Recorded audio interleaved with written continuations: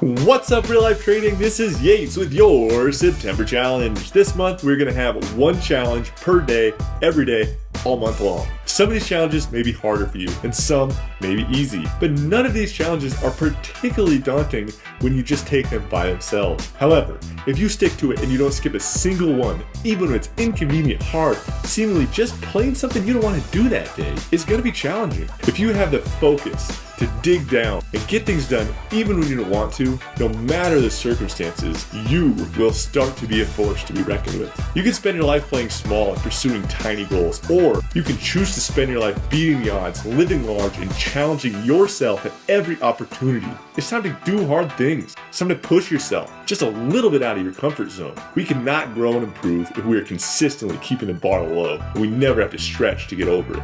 Why would you want an easy life, which is the hard parts of life that develop character, grit, and resilience? Feel free to add on to these daily challenges or modify them for health reasons, but make sure that you're sticking to them each and every day. The list of daily challenges is in the description below, and we have a daily video released on each challenge throughout the month of September. It's time to seek out discomfort and to tolerate nothing but excellence. It's time to raise your inner standard.